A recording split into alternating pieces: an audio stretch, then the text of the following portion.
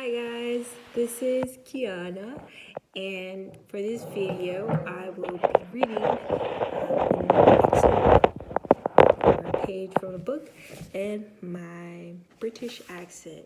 I know there are many accents in the UK, and so this is my version of it, and I can do more than one, but I'm gonna just practice with this one.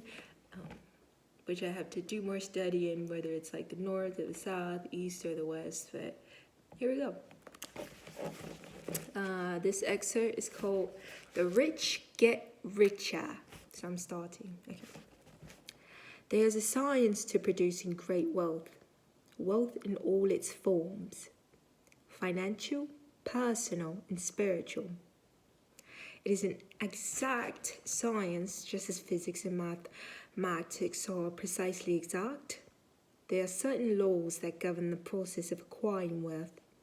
And once we learn and adhere to these laws of wealth and success, we will gain riches in all its varied forms. Wealth is not something that we produce, but something that we accept and tune into. Several years ago, I had an experience that shows how this process works. In 1991, I had the pleasure of teaching the Napoleon Hill Science of Success course at the Georgia State Correctional Facility in Fort Georgia. During a luncheon, I was seated with two correctional officers who were part of the program.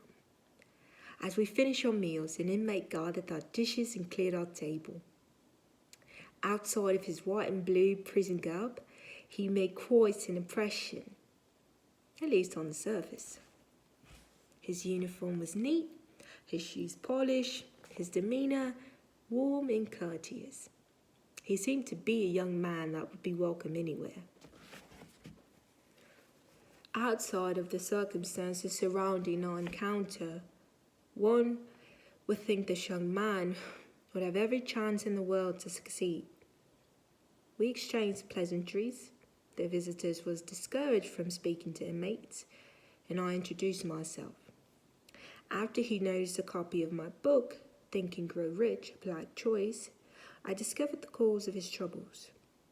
Without having the slightest idea of what the book was about, he looked down and said, "Oh, the rich get richer and the poor get poorer." Against my better judgment, I pursued his line of reasoning. I asked him how he had come to such a conclusion. He related the circumstances of his birth. His father had deserted his mother before he was born. Life in the projects was the only life he had known. Ditching school, in turn, led to snatching candy at the corner drugstore, which was followed by gang activity and finally drugs. He was filled with envious hatred and a resentment of achievement aimed at anyone who excelled. Why try? He reasoned. The rich get richer and the poor get poorer. What chance do I have anyway? Ironically, I agree with the inmate, pointing out that the master also, almost done, agreed with him. Jesus once said, "Until everyone that hath shall be given, but from him that hath not shall be taken away even that which he hath." Like many biblical expressions, this seems to be a bit harsh, but nevertheless, it illustrates the truth Jesus was trying to teach humanity.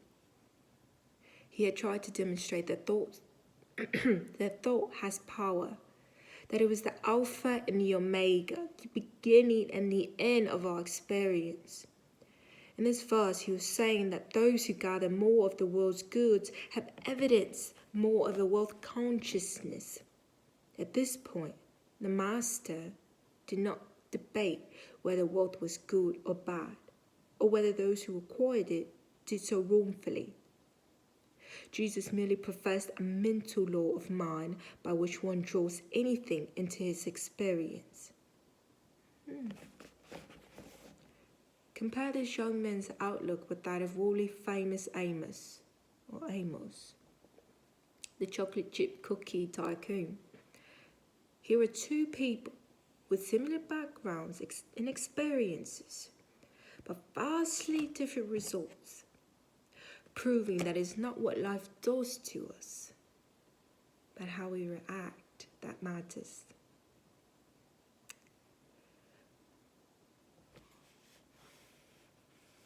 Sorry, I got lost. One used his talents, thereby releasing the creative forces of the mastermind. The other, confined within a state of faulty consciousness, gave in to envy, hatred, and feelings of persecution. These emotions in turn drained his consciousness even more and robbed him of his true value. A malignant fate diminished even the little worth he had, but it was his own state of mind that was the thief in the night. It is no disgrace to be born in poverty, but it is most decidedly a disgrace for anyone to accept the condition permanently. He had tried to play the game He had tried to play the game of life, as so many do, without taking the time to learn the rules. And now he was about to pay the price for his ignorance. This young man was, and is, poor in material possessions, as well as in spirit. Many of his wounds are self-inflicted. I am currently reading the book, What Makes the Great Great by Dr. Dennis P. Kimbrough. Thank you.